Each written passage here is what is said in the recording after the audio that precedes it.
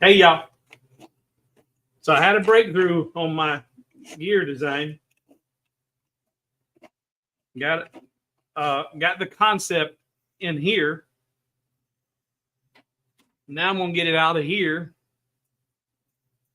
Except we're having a day today. We got our computer issues straightened out, but I didn't have this breakthrough until about 1 o'clock this afternoon. So I normally would try to have a video uploaded by 4 p.m. Eastern time. So I had 3 hours to record a video, edit a video, put a video together, and try to get something out there. And size pushed. And that led to having another moment.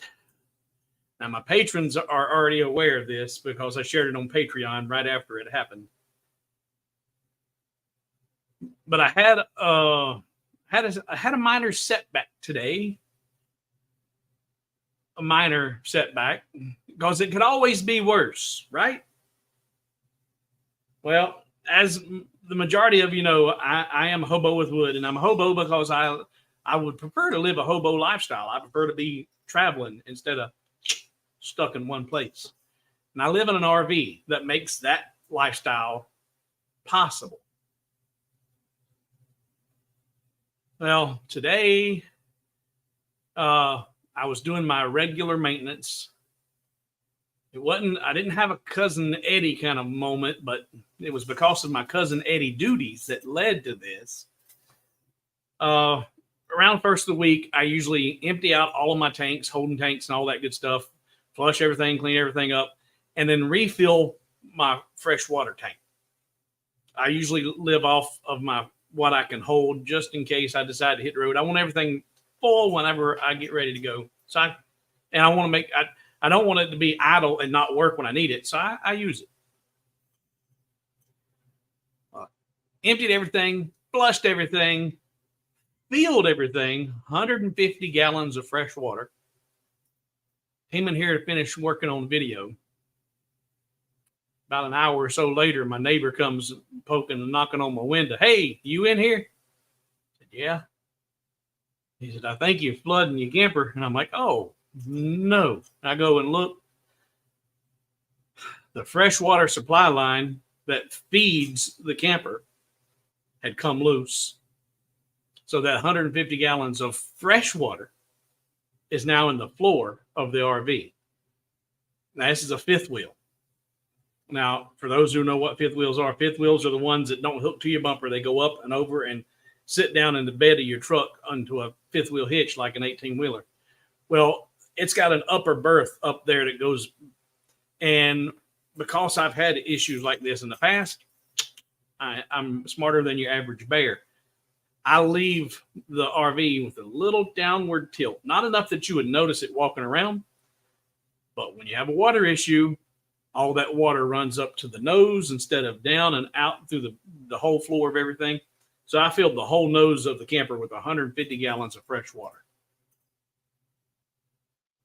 And to make matters worse, this morning before I come here to go to work, I had decided to pull all the bedding off, get all my dirty clothes together, and I bundle all of it up in the bedding and get it ready to go to the laundromat. And so all that was sitting in the floor in the bedroom, soaked in 150 gallons of water. And I say it could be worse because this was fresh water. And I opened up the Facebook today after all this happened. And this was just, the universe saying, hey, this was in my Facebook feed for all who may be having a bad day. It can always be worse. And that poor SOB is getting ready to dig into the black water holding tank of that outhouse. So it could have been worse. Instead of flooding it with 150 gallons of fresh water, something could have happened, and I flooded the whole RV with black water, the dirty water, and that'd been bad. So because of that, I didn't get anything recorded, didn't get anything edited, and I said, you know what? I've been trying to do Tuesdays and Thursdays, so I was going to try and get away from these lives, but here we are. We're going to do it. I'm going to show you what I've learned with this, how simple it actually is if you want to work with Lightburn. Now, let me preface that. You could probably design this a lot quicker if you're using some of those AutoCAD softwares, VCarve, Vectric, or the Fusion 360, those kind. I don't have any of that. I can't afford any of that. And I don't know how to use any of that. But I am proficient with Lightburn, and I've already paid for it. I already own it. So why not learn how to do this with the tools I've got? And there's some pretty simple things that are required to do this that I've made a few suggestions to the guys at Lightburn, and they've actually implemented quite a few of my ideas into Lightburn. So after doing this, I'm going to reach out to them with what I've learned and say, hey, can you make a tool that's going to do this or this, make it part of the circular array? Because there's some very basic geometry you have to know, and you can create these real simple, but you don't have the ability to duplicate it in Lightburn easily, but I'm going to show you how to do that. And I went down a rabbit hole with these gears, trying to figure out how to put this together and make it all work. And since working with the fidget spinners, figuring out the gears and the placement and learning, I was doing a lot of research because there's a lot of science and math that goes into these gears. And I went too far down a rabbit hole because, if I've got any engineers watching right now, I apologize if what I'm about to say is going to upset you or hurt your feelings. But engineers have a tendency to over-engineer or over-complicate things. And when you watch some of the videos on YouTube and research and read all these different things about how to make a gear, and there's so many things that you have to take into consideration. But of all those things, there's about only one or two that you absolutely, positively have to do. And when you do those things and you do those things correctly, the other 4 or 5 automatically take care of themselves. So you don't really even need to know or worry about them.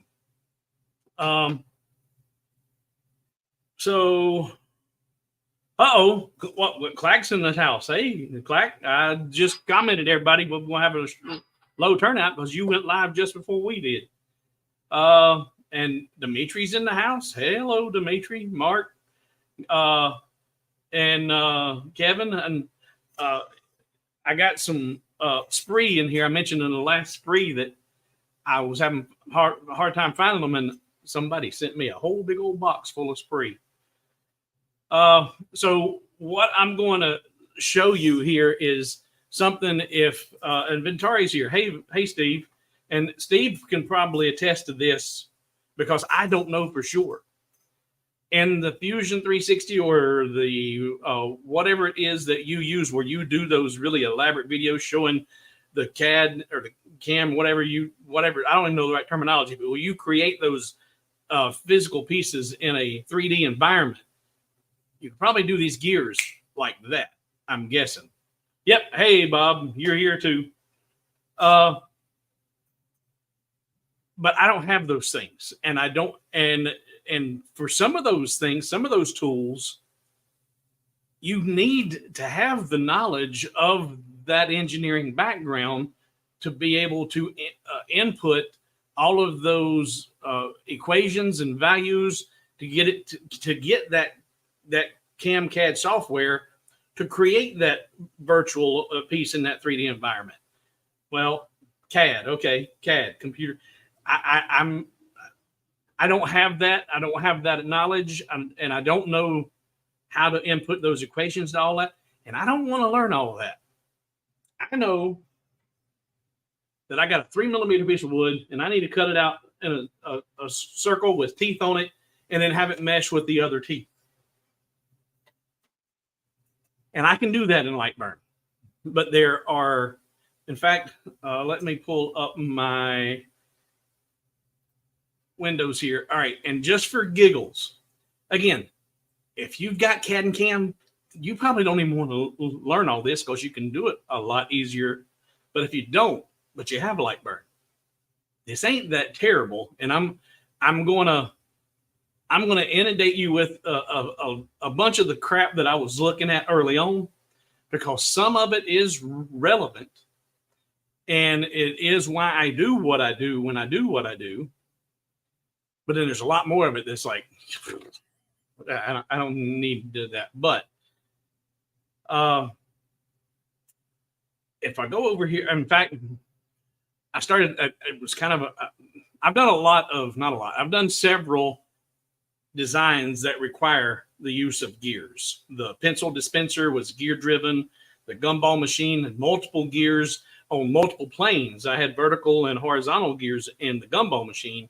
And I didn't know any of the stuff I'm about to tell you. I just said, okay, well, that looks like it'll work. And it did. I kept playing with it and toying with it until I got it to function correctly. Well, what I'm about to explain will keep you from having to toy with it. You can just design it correctly right out of the gate using Lightburn. But the things that you have to consider are the pressure angle, the pitch diameter, and some crucial and critical spacing. And some of these things, and they also have to be uniform on every gear, regardless of its diameter. So on this smallest gear up here, the pressure angle on that gear, and I'm going to explain what that is. The pressure angle on this gear is the same that's on this gear. And the spacing between the teeth are obviously the same, or else they wouldn't synchronize. They wouldn't match. So how do you do that?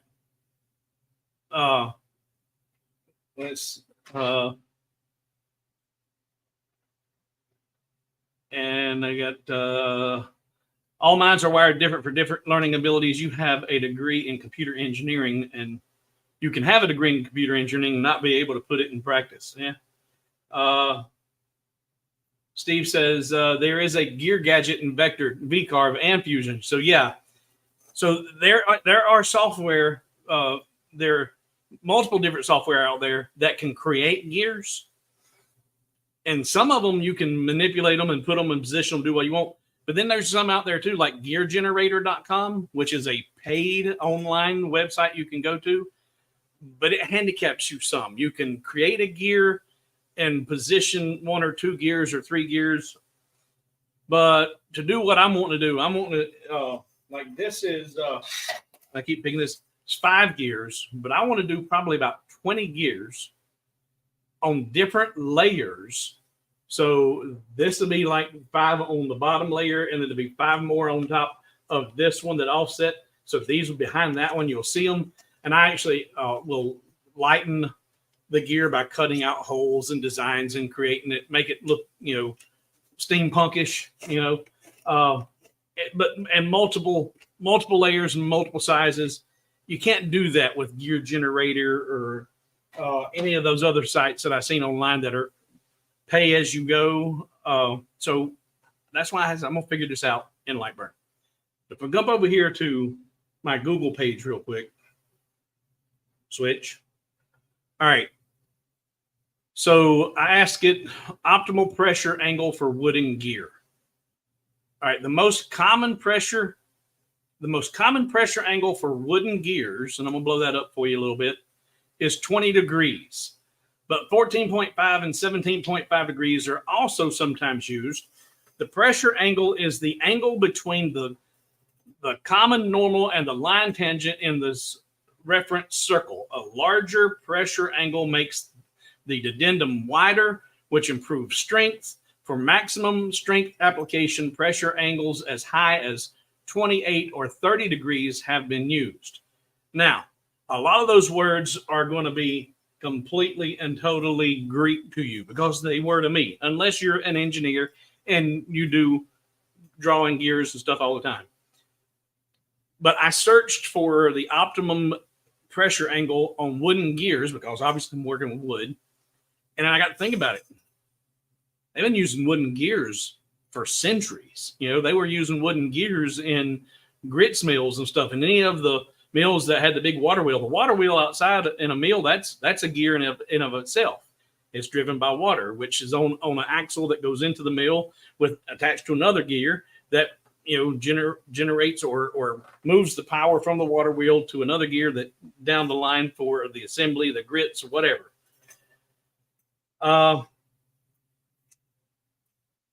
So wooden gears are not something that's strange or unusual, but in order to get the most efficiency out of them and being as strong as possible, that's what I was researching. So what it was talking about when it's talking about the pressure angle is the angle between the common normal and the line tangent in the reference circle. Okay, reference circle. What is that? So I said, okay, and I got this from one of the Google searches. It said, what are the circles of a gear? And you initially look at this, you say, okay, well, I've got the outer diameter, and then I've got the base of the tooth, and then a center hole. How many circles can I make on this one gear? Well, there's a whole lot more than that, and they are crucial. But once you understand them, okay, pizza cake. The circles of a gear are the pitch circle, the tip circle, the root circle. The pitch circle is the imaginary circle that corresponds to the outer circumference of the friction wheel. It is also known as the reference circle, which is what was just talked about. And its radius is the distance from the center of the gear to the pitch point. The pitch circle is used to measure the gear's speed and its length in the circular pitch multiplied by the number of teeth. And again, a lot of that is getting into when I start needing to start figuring out when I need to start figuring out gear speed and gear ratios. That's whenever that's another subject, another video, because as you see, when I spin this big gear down here, see how fast this little builder turns?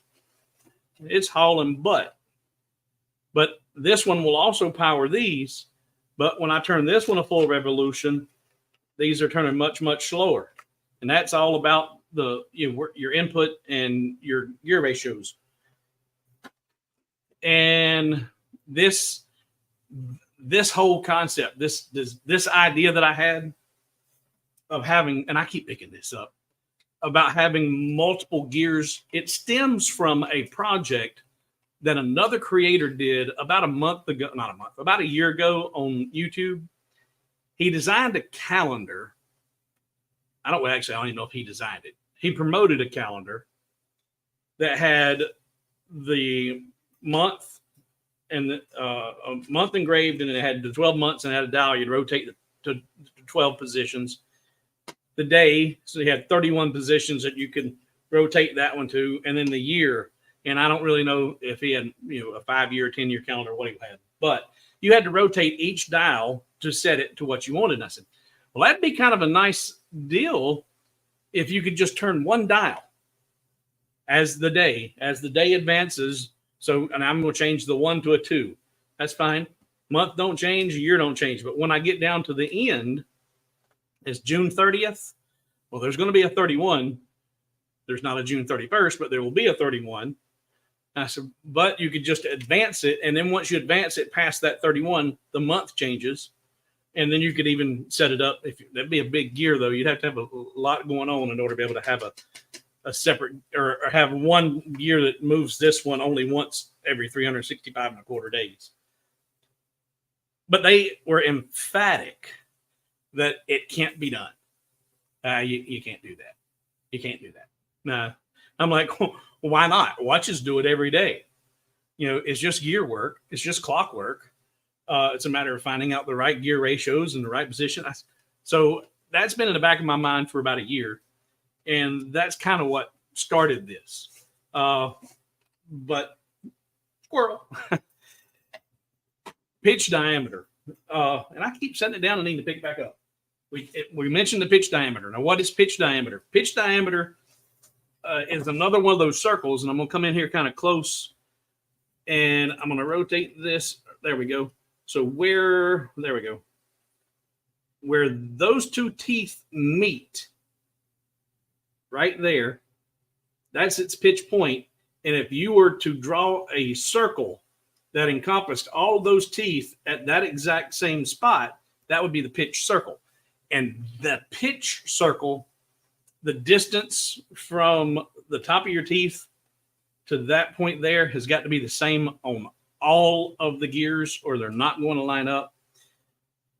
And the distance between your spacing and let's see, is it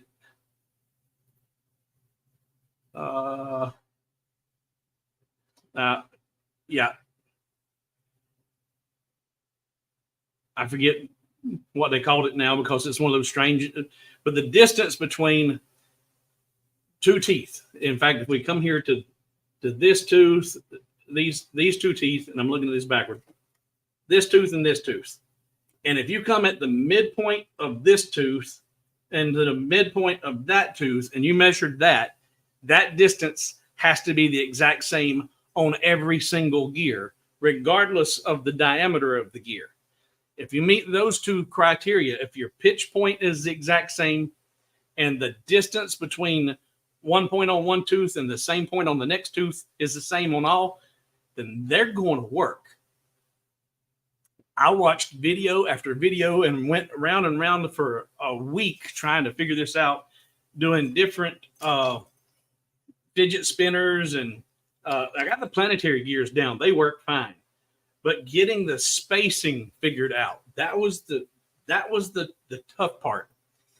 And I'm going to show you right now in Lightburn how I use a couple of basic tools in Lightburn to accomplish all of this crazy, stupid science math. And I went over all of this stuff in the beginning because there's some of the things I'm going to do. And if I didn't tell you that there was a reason behind it, then there's inevitably somebody's not going to watch the video, and they're going to go not watch it through, and they're going to make all kinds of crazy comments about, well, why not this or why not that? And I said, go back and watch the video and you'll understand why. But we go into Lightburn, and since all your gears are going to be the same pitch point, the same gear size, the same gear spacing, all that, it doesn't really matter with where you start, unless you have like, say, if you're going to create like what I did, that the Redneck Engineering board just now. I started with a 300 by 300 piece of material, and I needed to put a bunch of gears on there. And so I said, okay, well, what are my sizes going to be? And I said, okay, well, I wanted 5 gears. So holding my shift button, I drew out a circle here, and I made one quite a bit bigger here, and then one over here. I actually duplicated, didn't want to do that. Undo that, delete that. That actually was like that. One drove the other one, duplicate that, brought it down here, and duplicated that one and brought it down here. That way I only had to create like 3 gears. So as long as my center holes were going to line up, I knew I could get all those on there. And so there I had a kind of a basic size of the gears that I wanted to go with. And first thing I did is, there are all kinds of videos showing you how to draw the perfect gear. There's a fancy word for the curve. One of y'all in the stream knows what it is. Evolute curve or whatever. And it's the shape of the gear based on different dimensions and all that stuff. But what we're after is the 20-degree angle for our pressure. Somebody just commented on it. What was it? The pitch pressure.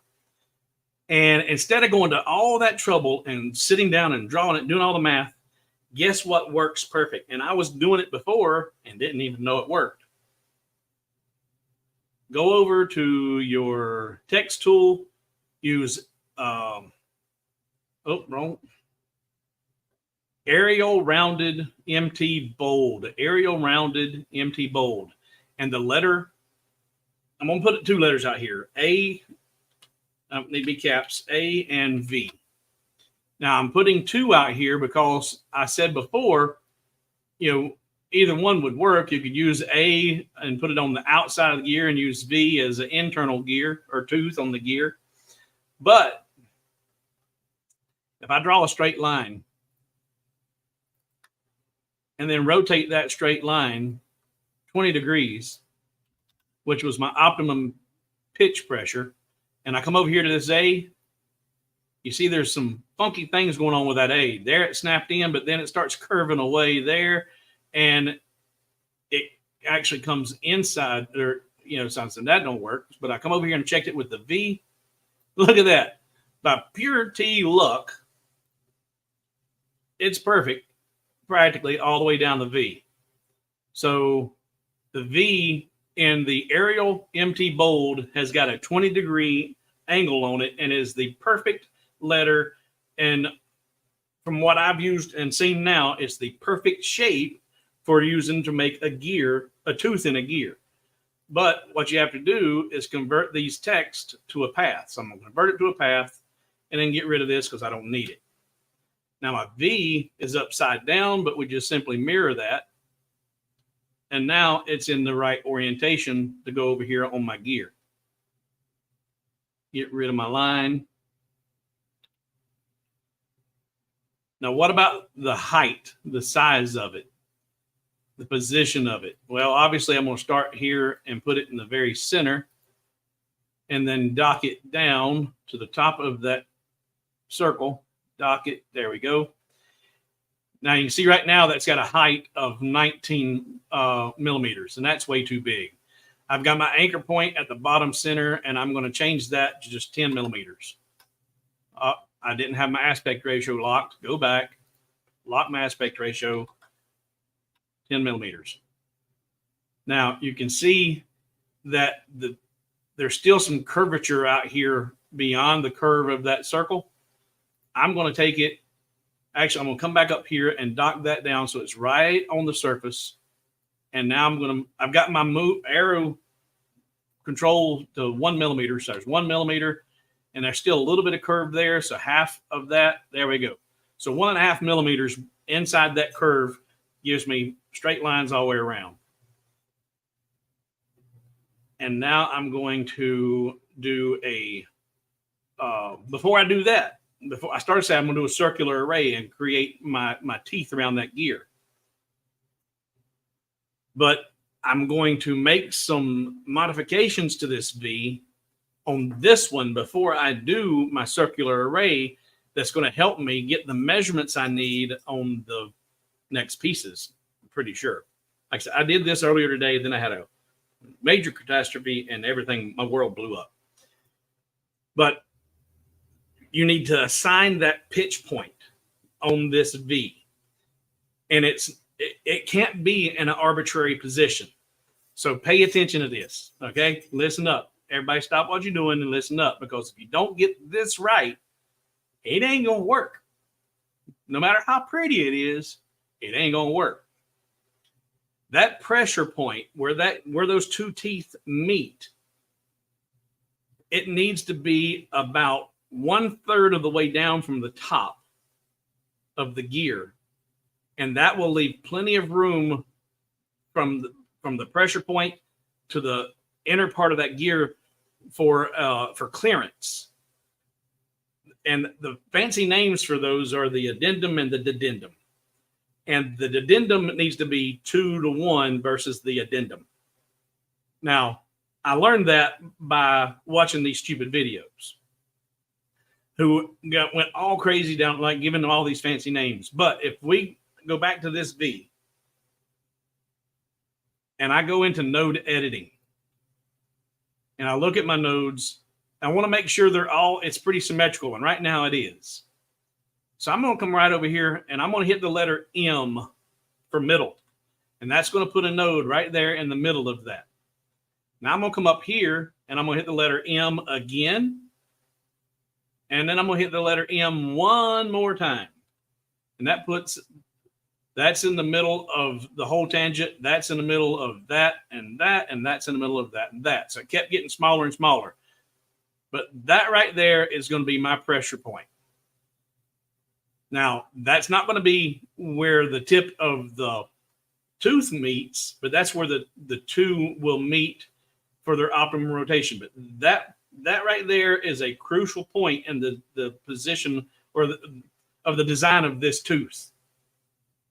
Now that I've added that, I'm going to go back to my selector tool, hold that, select my circle, and now I'm going to create the circular array. And just so happens that looks right, 20. And what I'm looking for, if I bring this down, I don't want a big gap in between my teeth. Just, I'm not going to be eating corn through a picket fence. So I'm going to bring my teeth together till they meet up. Now, what I don't want is I don't want them overlapping like this, where the teeth are going to be proud over that circle. So that right there, 18 looks pretty good. And I'm going to group my results and select the results. And you want to make sure you're rotating your object copies. If you've not used circular array, when you don't rotate your copies, you get that, and that won't work as teeth. So make sure you rotate your object copies, group everything. Now watch what happens. I've got group results and select results. Say okay. Well, that array is what's selected, and that array is what's selected. Now, if I hold shift and select my circle, I can go straight to my Boolean tools and weld it. Then, while I've still got all that selected, come up here and ungroup. Then come down here and hold control and select the outer perimeter. And that deselects the outer perimeter. And now simply hit the delete button. All those are gone. And now I've got just my gear there. Now, if we go back into the nodes, well, my nodes didn't stay there. So sometimes that works, sometimes it don't, but I think more often it don't. But that's okay. We're going to do the same thing again. And all these are the same. So I'm going to just simply hit the letter M, M, and M. And I'm going to come over here and do the same thing, M, M, and M. Now, that node and that node are the distance that you need to measure from there to there. I'm sorry, there. And this is something, if you're not paying attention, you're going to screw this up, because this is one of those, I think there's about 3 things that you absolutely got to do to make these synchronized gears work. And this is number 2. One was something I just told you about and you had to pay attention to. 2 is this. We're getting ready to create a little tool. And this is where I think that Lightburn could probably do this pretty easily and put, because once you get this value, this measurement, when you're doing the circular array, if you had because when you do the grid array, you can tell it certain values, and it'll go and do X number spacing, X spacing, Y spacing. Well, in the circular array, if you had the ability to input this value and distribute these teeth accordingly, then it'd save you a whole lot of headache. But I've just input middle, middle, middle, and middle, middle, middle. Now what I'm going to do is I'm going to come down here and I'm going to hold my shift key and draw a circle, put it right in the middle of this gear. And now, if you're not aware, when you select this, you can't see any of the nodes. But if I go to node editing, there's the nodes. But when I'm in node editing and now go to my pencil tool, all my nodes go away. But if I go in here real tight so you can see this, I hope. If I go back to node editing, I can do a couple of things. There's my node right there. I'm going to draw a little bitty circle. Come over here and get it where I think it's about where it's at. Go back to the node editing of the piece. And look, I was real close. But now I can select that. I'm actually going to drag it up. I'm going to drag the circle out of the way, selector tool, because I want you to see this. If I get the center of that circle and start dragging, if I come over here on this line, see, that's a straight line with 2 hashes down the side. But as I come down, there, I just got a bullseye. I just got crosshairs right there. So that circle is now bullseyed right onto that node. And if you don't believe me, we'll go to node editing. And there's that node right there. So while I can't see that node whenever I go to draw a straight line, but by putting that circle there, I can see that circle when I want to go draw a line. I'm going to do the same thing over here. Go back into node editing, find that node. It's right there, and I'm putting it kind of in the center of my screen. I'm going to draw me a little circle and put it right there over that node. And once I get in the middle, start moving it around, there we go. And bow, there's that node.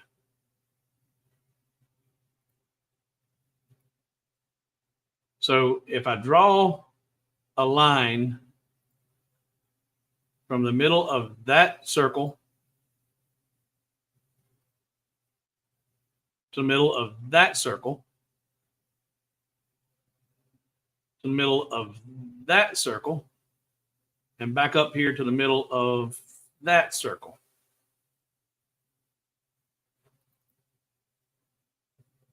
That measurement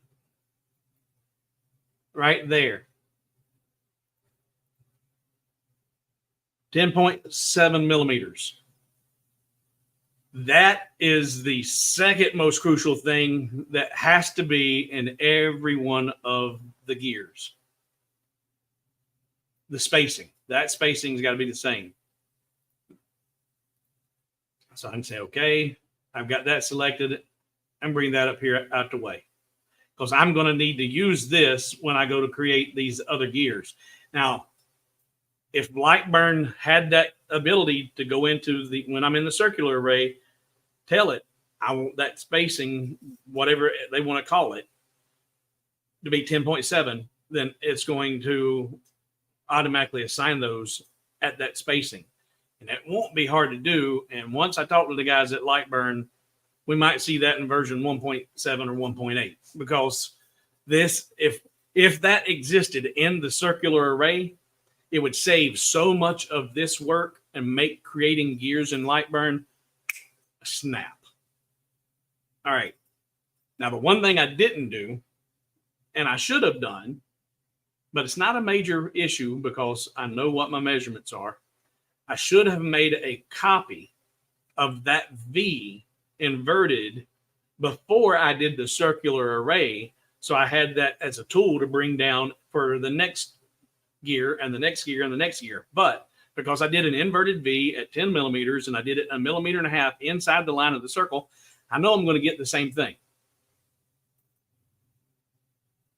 So we'll do a V, make sure it's uppercase, letter V. I'm on. There we go. And now I'm going to invert it. And we'll do it on this one. We'll do it on the big one, because I'm not going to do all these gears tonight. But we're going to set this one up. Hold our shift key, select the circle, go to the center, and it is. Now I'm going to select it and dock it down. And now that it's docked right to it, I'm going to come down 1.5 millimeters. And on this big of a circle, it's actually not quite enough. So I've still got some curvature going on there, but the height of my gear is more crucial than that. And I don't think I'm worried about that on the other ones, because that's in the same position as I did the others. It's 1.5 millimeters down from the surface. And since putting in those nodes beforehand didn't matter, I'm going to go ahead and do my circular array first, but I'm going to need to know this distance from here to the next one, And actually, I need to size my V. I didn't size my V to 10 millimeters. I about messed up. 10 millimeters. There we go. Let's start that positioning all over. Nah, come on, stupid. Go back up. 10 millimeters. Dock it down. Make sure it's still centered. And now when I come down 1.5 millimeters, it should be right. There's 1.5. Yeah, that's better. That's better. All right. Now, if I come over here and I get, and I'm first, I need to get this positioned exactly where it needs to be by going into my nodes. I never converted that to a path. And this is all the reason why you do this. Make copies. That way you don't have to do all this twice. Convert it to a path. Now go to nodes. And it's middle, middle, middle. And there, and I'm going to put it right in the middle of my screen. I'm going to draw me a little circle. And put that node or that circle right over that node there. Oh, I moved it. Now I can take the corner of this and drop it right in the center of that circle. I just got crosshairs, so that's centered up. So that is exactly where it needs to be. Now, I don't know about this over here because this was this distance is going to be the same, but the angle is probably going to be different because it's a much larger gear. And this is where we're going to use some the control tools and stuff like that. So before I worry too much about the gears, I need to get an idea of how many is going to line up approximately the right position there. So I've got my gears, my first gear selected, hold my shift, select the circle, go to my circular array. And this is where I was talking about. You've got all these values you can change. If we could come in here and put in a value, what was that, 10.7 millimeters? If I could tell it to, I want the step to be, instead of whatever that 45 degrees or whatever that is, put in a distance of 10.7. But here I'm going to start increasing my number of copies until I get this to be somewhere on that tooth. And that's a little far, and that's not far enough. And that's why it'd be great if we could do exact placements. But now, because I don't know if this is exactly right or not, I'm going to say okay for right now and ungroup that. And let's look at this node. All right, and see, here's this corner, and this corner needs to be up here. So now I've got, yeah, Chicago Bob, it's in the wrong spot. But I had to do that so I can find the right spot. And this is where we're going to use Control 2, because we've got the one side in its perfect position. That left side doesn't need to move. But now that I've got a target over here, I can select this one, go back into the selector tool. Now, Control 2, control the number 2, select this one. It's going to stay right where it's at. Then come over here. And I should have drawn a circle on that one. Dadgummit. I was so excited to show you Control 2, I didn't do that. And make sure I'm at the right spot. There's the right spot. Drawing a little circle, because I got to have a target.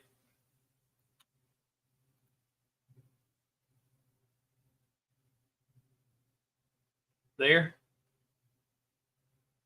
So now I can select that and do Control 2. Select that corner, make it stay there. That's its anchor point. That's not going anywhere. Now I'm going to come over here to this And there's that circle right there. So I'm going to drag this. Once I select that, I can drag this line anywhere I want to. And I can drag this up, and I let go of it too soon. I should have made my circle bigger. Let's go back to that. Undo, undo. I'll make that one a little bit bigger because it was too small to see. Do that again. Control 2. Anchored. There we go. And there we can see it. And now I can grab right there. And even though that's not going to stretch it, I don't want to stretch it. I want to put it right there where I got a bullseye. So now that is at the right angle where I need that tooth to line up. So now if I select that array, I didn't group them, dadgummit.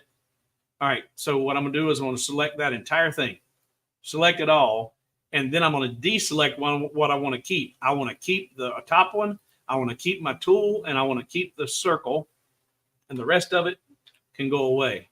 So now select that again, hold shift, hit the circle, circular array, and that one wasn't far enough, but now if I go to 45, 46, 45, that's closer. So I'm going to go with that and say, okay.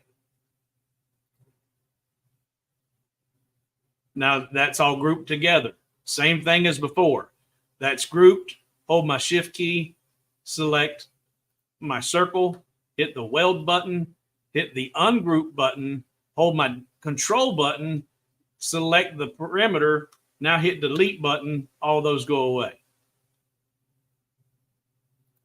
Now, if you want to test where these are going to line up,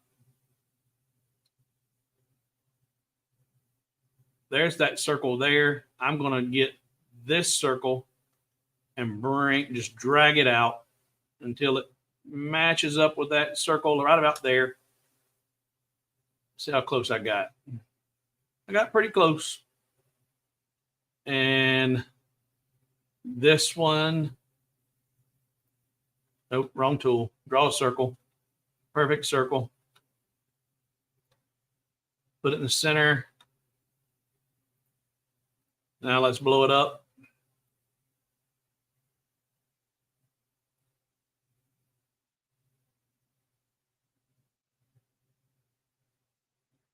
There we go. So that circle and that circle are that those are that pitch or the radius circle they were talking about. That's where the two gears are going to mate up. So if I group those, group this one, if I bring these two over here together, and then I'm going to get my crosshairs right there on this one and drag it down here to this one. That's where they meet up. Now, right now, you can see these are overlapping and crashing into each other. But we need to find, it's not, and this is the third thing that you're going to need to remember, crucial, because it's about now how do we place these gears? We've got the gears and the teeth at the right length. The pressure points are all right. But now how do we position them? How did I know that this gear needed to be put here and this one here versus here and here? How do we find the center axis for those gears and the correct correlation, the meshing and the synchronization?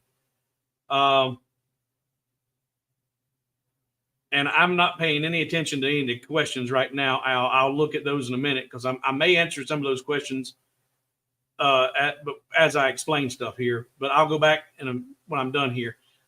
But right now, I need to get this lined up with each other because there's going to be, say it's going to be a 15 millimeter center axis in this one, and a 15 millimeter axis in the middle of this one. axle, I should say. But where do these need to be in relation to each other? So I'm going to group these. And this doesn't line up right now. These are not meshing correctly. But this point is absolutely correct. And am I not showing you the screen again? I'm not showing you the screen again. All right. Take that back. Back out. So I've got a 15 millimeter circle here and a 15 millimeter circle in the middle of that one. But I need to know where these gears need to sit in order for them to match up correctly. So that intersection is an absolute. That's where the two circles, the two pitch circles meet. And that's where the position of that's where those two teeth need to meet for optimum operation. So I'm going to use Control 2 one more time. Control 2, and then that gives me my first option, and I'm going to come right here and hit, or just click rather, and that gives me my first anchor point. And now I'm going to scroll out a little bit and find just we need a straight line. We'll just come right here. And once I'll click there and just roll it up to there. So now those made up with each other. There's a little bit of funkiness going on with that curve right there, but that would work. So now that, and because I had these all grouped, when I rotated that, it moved this circle up. So now if I wanted to, if I group all of this, no matter where I drag this around, those are positioned exactly where they need to be.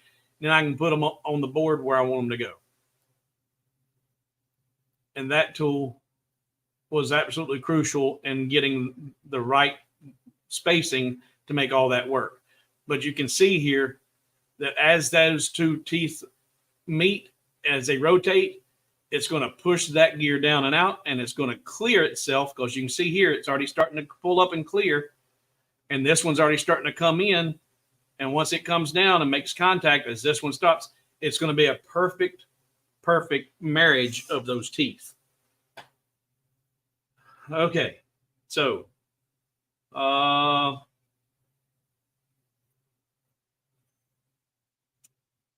I'm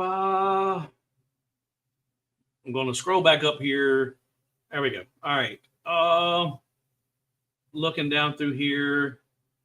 Yes, we invented geometry. And I tell you what, Dimitri, if you're still with us, that was the one class in high school I hated more than any other math class. I love math. I loved algebra too. And I just love math. But I hated geometry. I had the hardest time wrapping my head around it.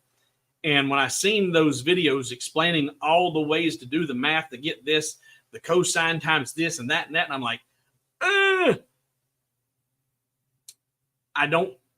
my mind doesn't work with geometry well. Real world, practical, and moving this and doing that, I may be doing the things that math would do in the right software programs, like those CAD programs, but you have to know those equations. You have to know those equations to input them into the CAD to make it do what I just did by just physically putting the stuff where I wanted it to go. Let's see here.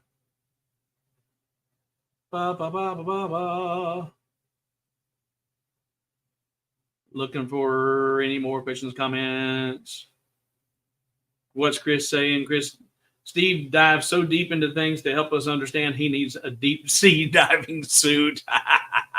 No, what I need is some spree. And we got 79 of you still here. There was at one time up to 90 some odd people. And this video is not for everybody. The majority of the people are probably not ever going to want to create their own designs.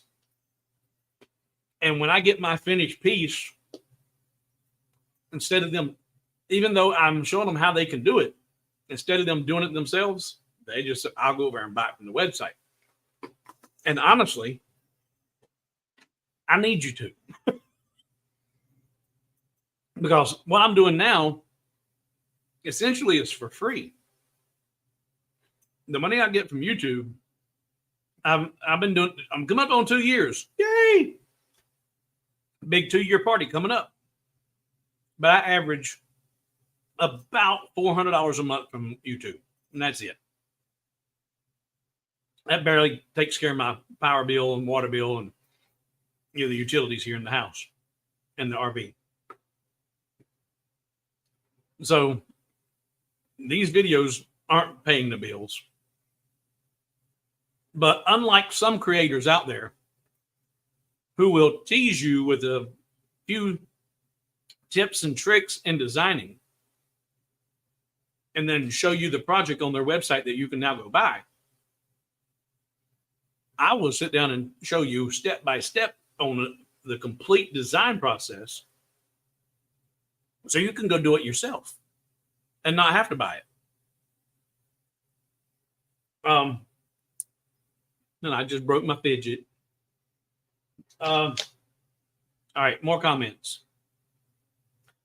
I like seeing the numbers, and if there are any if there's any newbies here, if you're a newbie and you're still here, then by all means you need to hit the subscribe button. But if you're a newbie and you've seen these comments like Chicago Bob 1, and here's Beauty saying 1 through 5, these numbers are what when someone indicates that's them indicating they've learned something. So a 1 say, "Oh, I just learned something." A 2, I just learned something new. And so if you're new to the channel, that's what those numbers are for, is how many times they've learned something new. Getting on down. All right, here's a question mark. Al says, why not select the center top of the tooth and measure that and then rotate? I don't know where we were at when you asked that. Why not select the center top of the tooth? So I got that, and measure that and then rotate. Rotate what, Al, and when? Because I wasn't paying attention, and maybe because of the demonstration. Now maybe you understand. But there was the reasons that I did what I did, the way that I did. A lot of times it was all about making sure that you kept that addendum, which is you want to make sure that you keep the space from the top of the tooth down to that pitch circle the same. And then making sure that the space between this point on this tooth and the same point on the neck tooth, those had to be exactly in the right position, or else they wouldn't synchronize. Brad says, I may need something stronger than coffee for this, having 9th grade math flashbacks. Yeah. My geometry, though, was in 11th grade. Yeah, my geometry was 11th grade. Hated it. And Lyle says he answered my question before I could ask. And yeah, no, that happens. Yeah, I seen that, and thank goodness I did see it before anybody else even had the chance to. I think I'll just buy the plans, or the kit. Yep.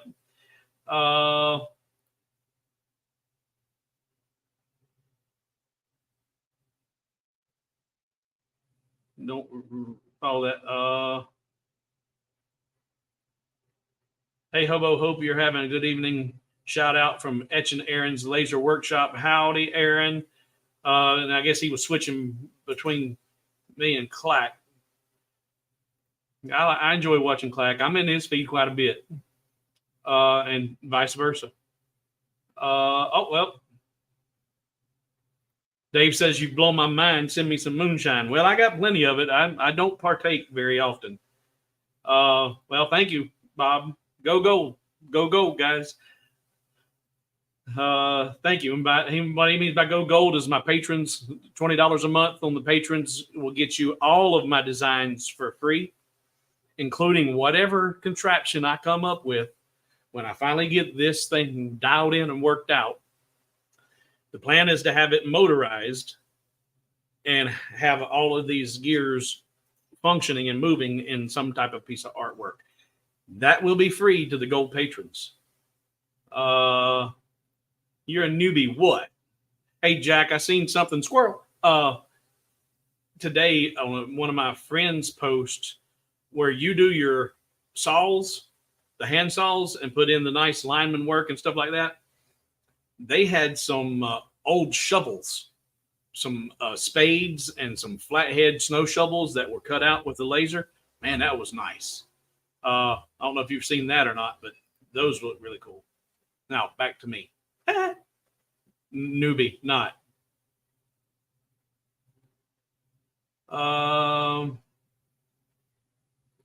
Yeah, Sharon, there's a lot of things that you have to think about, but really it's the same three things. I think it's a matter of use the aerial rounded empty bold inverted capital V, because it is a 20-degree pressure point, or the angle is 20 degree when you put the tooth in there, which is perfect for a wooden gear. I set it at about 10 millimeters high because that was about the perfect size for a tooth. And then I brought it down 1.5 millimeters inside the circle, set my first array up. And when you do the first array, you want to bring it so that they start to touch, overlap a little bit, but not extending out past your circle. Weld all that together. Then weld it to the circle, ungroup them, delete all those empty pieces you don't need. Then you've got your first gear. Then you got to take the measurement from one point to the same point on the next tooth. And you do that by just connecting the dots between the same two nodes and bringing it down to the center point. So you get that, and then you get that perfect tool for measuring and positioning your next two teeth. You actually do a first array on the second tooth that's going to be wrong. You know it's going to be wrong, but you do that so you can get your first and second tooth relatively close, then use your tool to know exactly where it's going to be. And you know what? You might not even need to do that first one. Put the tool in position first. I didn't even think of that. Third. Position the tooth where it needs to be, the first one, in top dead center. Move that measuring tool up into position. And then when you start creating that second array, then it's going to move into where it's close. Well, I guess I did do that, didn't I? It's close because, yeah, that's right. Because it's not going to be rotated correctly. So yeah, you still got to do it the first time just to get it close. It's not going to be rotated correctly, but use Control 2 to anchor that first node and then rotate that tool up to where it needs to be. And then you can create that second array in a very, very close proximity until Lightburn gives us the ability to say, I want to input this measurement and have the teeth right there. Then same thing. You've grouped them as you created it. Select your circle, weld it, ungroup them, deselect the outer perimeter, delete the other pieces, and now you have a gear. It really isn't that hard. I was taking my time and explaining step by step by step by step, and you'll need to go back and watch this 2 or 3 times if you're going to try and do this yourself before you probably get a good grasp on it. But I promise you, doing it this way, after I've struggled for the last week and a half, 2 weeks to wrap my mind around how to make this work, watching and using Lightburn. Now, using CAD CAM or any of the other software programs that you can create these tools in, you can probably do it a whole lot faster and a whole lot quicker, but I don't have none of that. I don't have it at my disposal. I'm not going to pay for that. I can't afford to pay for that. But I've got Lightburn, and I can figure out how to make it work in Lightburn. I can figure it out. It might take me a week and a half, but I'll figure it out. And when I do, I'll share it with those who care to want to know, and we'll all be able to create gears.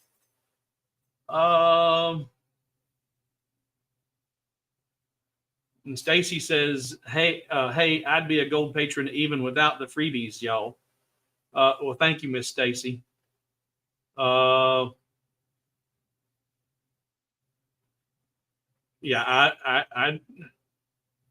Brad, I don't even know what you're talking about. You got to laugh after that, but I guess that's supposed to be a joke. I don't even know how, and I don't even know what that says or how to pronounce it, or I missed that on the humor because I'm not that smart to know what you're talking about. Not happy, but he weighs.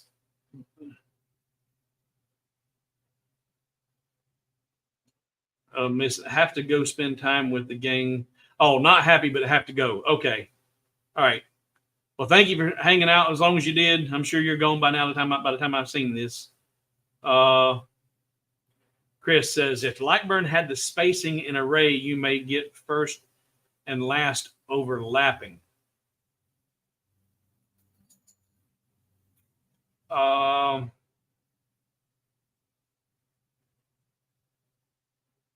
Yeah, I see what you're saying.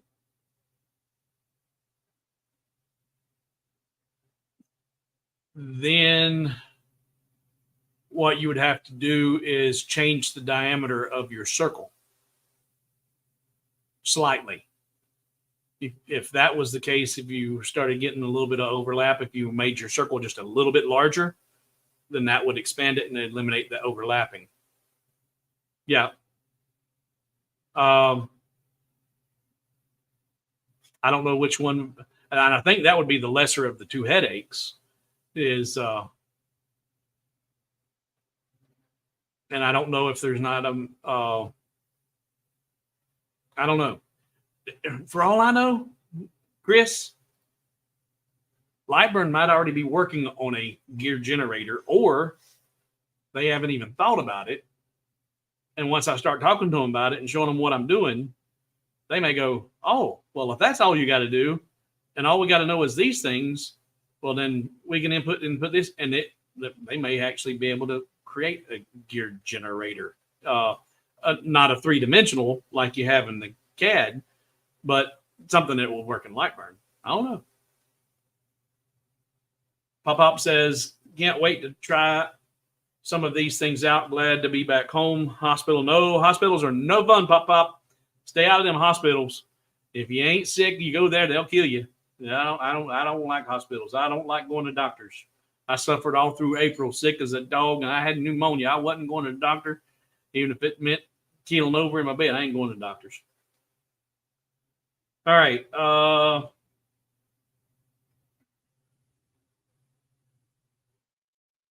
right. Yeah. And Greg and Chris says, yep. Yep. Diameter would fix that. Yep.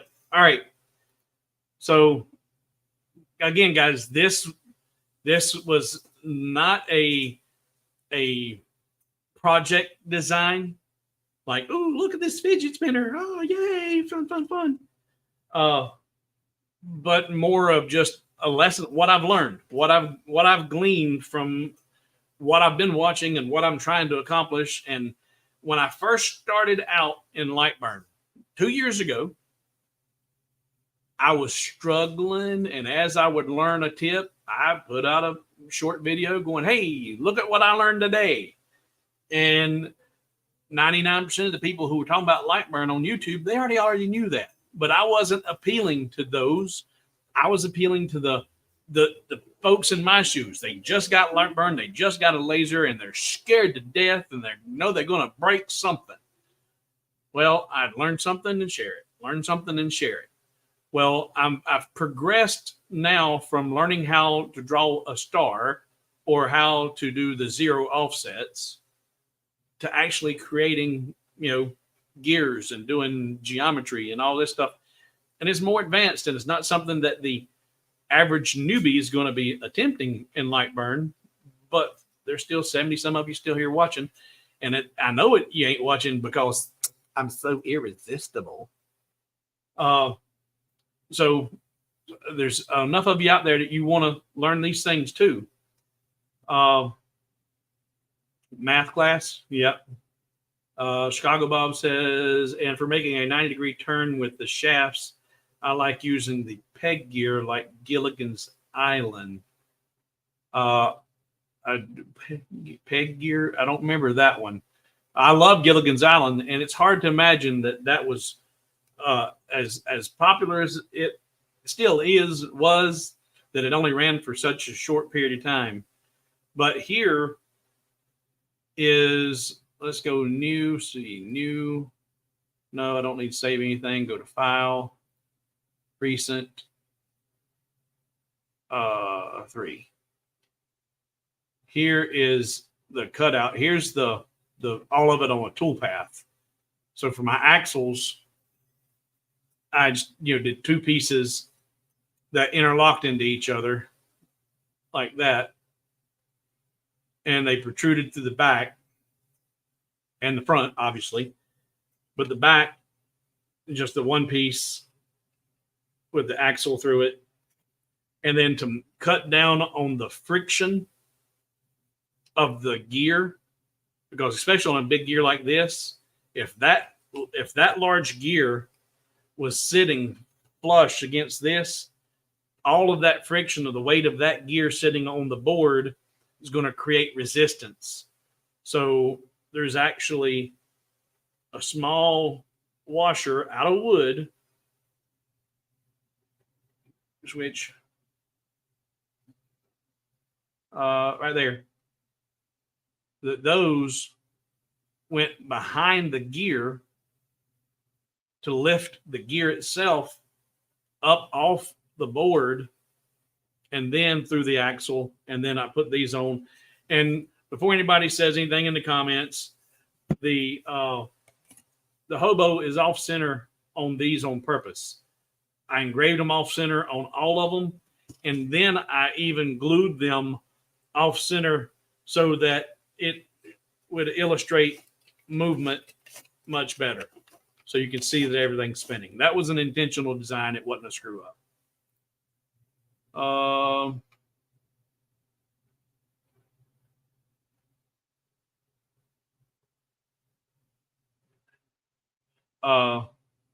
Takes us old parts, it takes a bit longer. I'm guessing a bit, not a pit. Yeah, there we go. Claire. For us old parts, it takes a bit longer to learn. And hey, there's Russ. Hey, Russ, I want to have fun with gears. Check them. I want to have fun with gears. Check out some of the automatic designs done in Lightburn. Yeah, Jack, that was mentioned. I showed this to my patrons earlier today, and that's something that we talked about. Because this right now, this is working 1,000 times better than when I first assembled it. When I first put it together, it was not wanting to spin well at all, even though I put all that time and math into it. And it was just due to friction. Because the one thing that gears love, and they do not have here, is lubrication. And it was brought to my attention that, hey, a little candle wax or just a little paste wax on the teeth would help immensely. But just getting it together and working them, they've polished themselves out and they're working fine now. All right.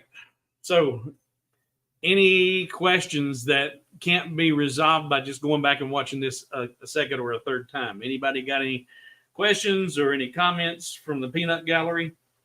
And we'll even open it up to insults. And today's Tuesday. I didn't, like I said, this was live tonight because I didn't have time to record because I didn't figure this out until 1 o'clock. And I normally upload by 4, and I just didn't have time. And now with the mess I've got to deal with the 150 some odd gallons of fresh water that flooded my RV, soaked all of my bed linens and all my clothes, which, they were going to the laundry anyway. So I guess that was a pre-wash, right? You got to look at things with a positive spin. I had a pre-wash done on my laundry before I got to the laundry. But I need to go tomorrow and do all that cleaning, all the laundry, and air out the RV, get everything cleaned up. I don't know that I will have time with everything now that's burdened on me to get a video for Thursday. I don't know. But one of you guys suggested a windmill the other day, and we got some question marks here. Oh, Steve's back. So I missed out due to dinner. Can you go over it again? Yeah, we can do. We're at hour 15. We've still got another 4 hours in the stream. I ain't never going to live that 5-hour stream down. Ever, never, never. And that was because I bit off more than I could chew with the intent of going over 2 designs.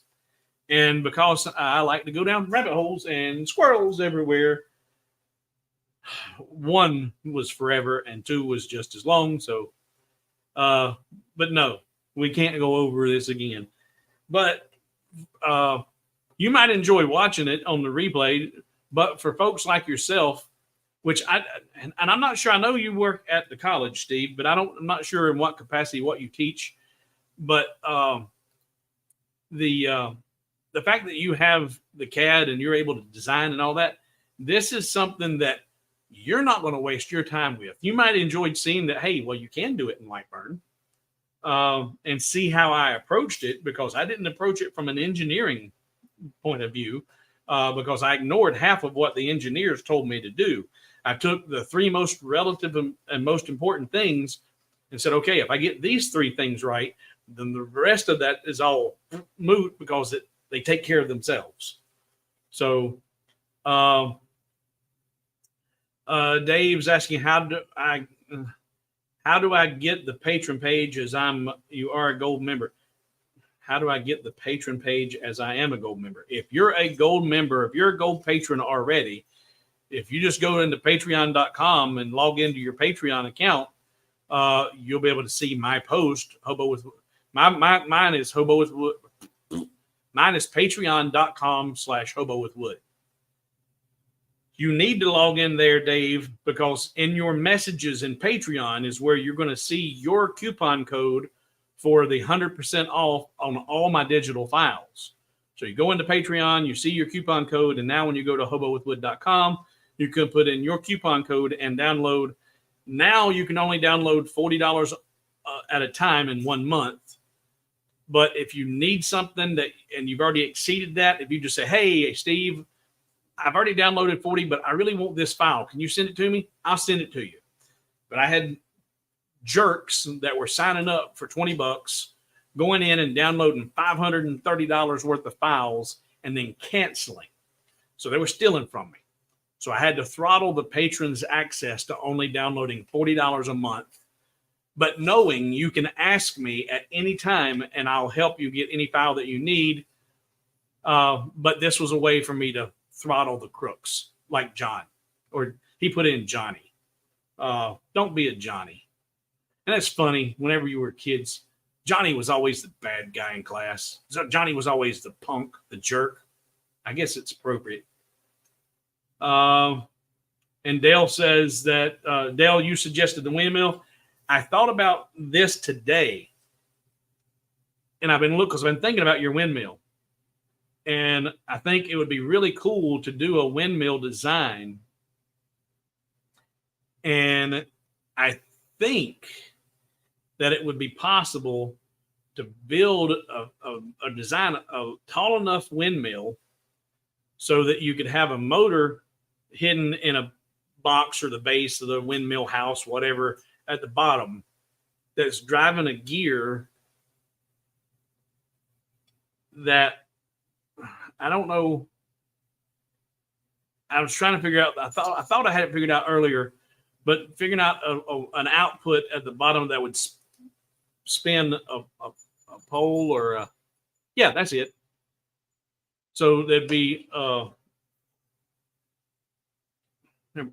where's me something? Here we go. So it'd be just a dowel that goes up of the windmill. The bottom of it would have a gear on it, horizontal, and then same thing up here.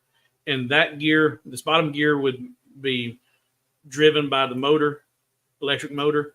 And this one would go into another gear on the actual windmill. And so the motor would power the dowel that would spin, that would create the gear to spin, that would create that mesh with this and make the windmill spin. So I've been playing with these gear ideas and with your suggestions, and I think that might be something that can come on later on. Chicago Bob says, insults. Okay. My ex told me to take out the trash, and I said, you cooked it, you take it out.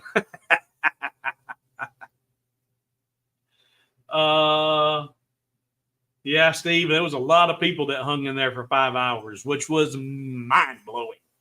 You guys need to get a life. Seriously. Let's see here. Jack says, I found a 22-watt Algo Delta on the side of the road. I have not turned on my CO2 after finding this thing. It's a lot better than my old Otor 5-watt. Well, and there's a lot of folks out there who have been working with the 5-watt lasers and the 5.5-watt lasers for a long time, and they're getting really, really good results. And Clack even did a review, I think today or yesterday, on a small laser, and you can get some really good details out of those low volt or low wattage. But when it comes to making things, if you're still cutting out wood with the 5.5-watt laser, man, once you step up and you can afford to get you something like this, you'll never look back. Never, never, never look back. John says, if you wanted to measure the gap where control 2 missed the tooth, then multiply it by the number of teeth. If you measured the gap where control 2 missed, and I'm guessing that you're saying that, okay, and then you got a continuation. And then subtract that from the circle diameter, that would make them set where they need to. Okay. Yeah, I see what you're saying. Took me, I didn't see your second half. I was like, where's he going with this? Now I see where you went with that. Kevin says, definitely going to have to watch this one a few times to wrap my head around all of the gear stuff. Thanks for the great content. Well, thank you, Kevin, for all your support, and thank you for watching. Yeah, and you could do a belt drive, but I like mechanical. And the belt, I guess, belt's mechanical, but the belt stretch, wear, tear, and if I can make the gears work, I like the idea of the gears. Windmill driven related to position of sun would be interesting. Now you just getting, and I guess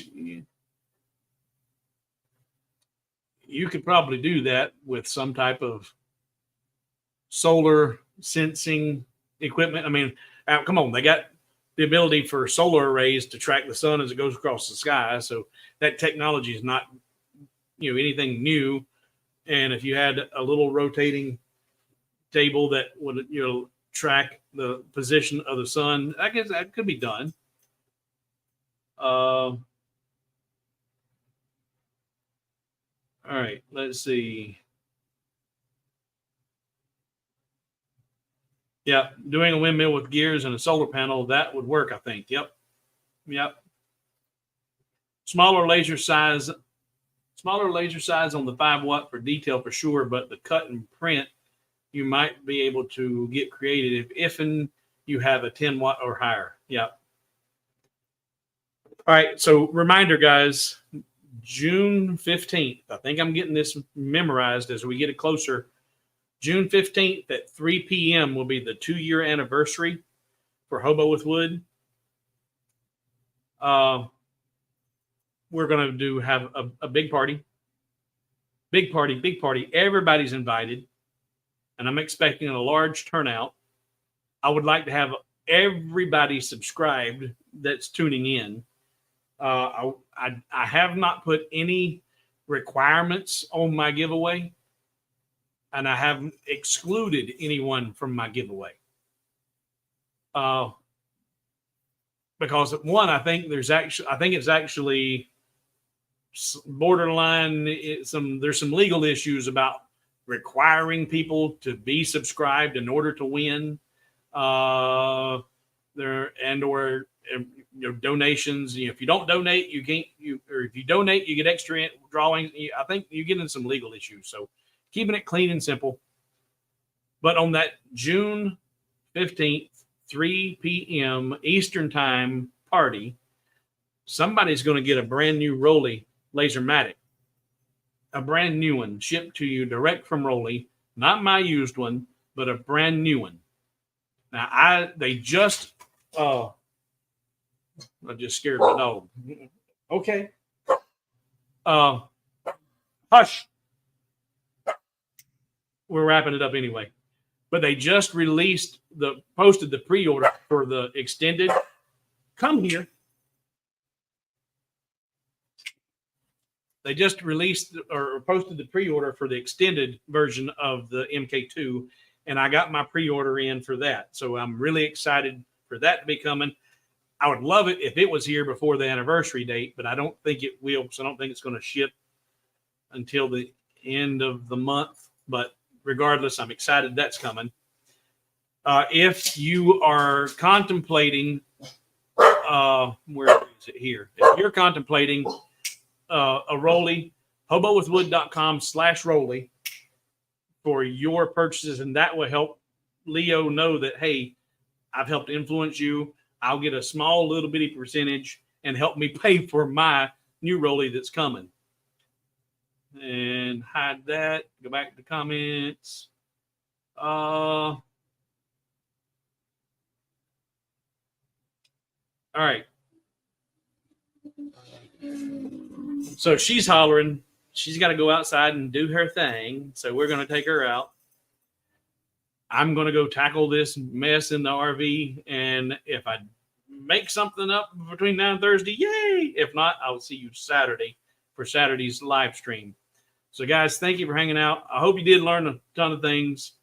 Yeah, Lyle, I'm not getting rid of either one of them. This one's staying, and then I'm getting the extended one so I can make even bigger projects. But I'm not getting rid of any more Rollies. I gave away my first one, and I'm glad somebody got a new home for that, because that one, it was given to me, so I passed it on when I got this updated. But when I'm buying this XW, I ain't giving away none of mine. But hey, we're giving somebody one.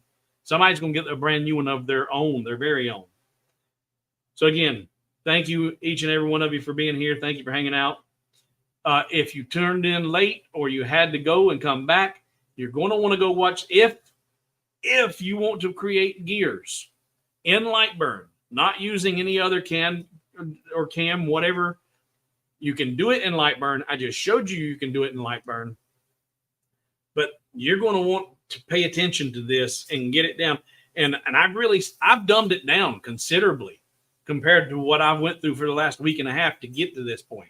And as I continue to learn, I may be able to simplify things even a little bit more, especially when I start figuring out gear ratios and that kind of stuff, because gear ratios are going to determine the size of the gear. Because in order to have fewer teeth, it's got to get smaller, but you've got to have the same size teeth. So there's going to be a whole lot more stuff to figure out when it comes to getting into specifics of gear-driven things, like trying to do that calendar. The gear ratios are going to have to be right, because if you change one day, you don't want the month to move, but after you've moved it 31 days, you want the month to move. So that gear ratio, that month's going to be moving just ever so slightly until it gets to 31, and now you've got a whole new month there. Same way that your clock face works on your watches.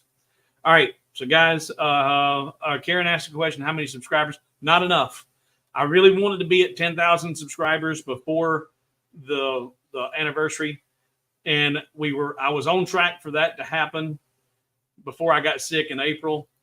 But when I got sick in April, everything went off the rails. And right now on my channel, I show 9,120. I think that's right. YouTube Studio. Yeah, 9122. 9122. Wrong button, stupid. 9122 is how many I've got. So I need 980 subscribers between now and then. And I know that a lot of you aren't subscribed. Hit that button. Just click on that bottom. Just hit that button. Bing. Subscribe, notifications.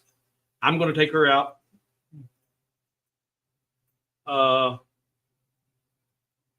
Basic circles created by percentage of original will make it easier. Yeah, I ain't got there yet, Chris. Don't go stirring up making things muddy yet. All right. We'll go get her. Thank you for watching. Y'all have a good night, and may see you Thursday. If I do, it'll be recorded, I hope. But we'll see you Saturday for sure. You guys have a good one. Have a good night. I'm going to hit the end stream button, and it will end itself eventually. But either way, I'm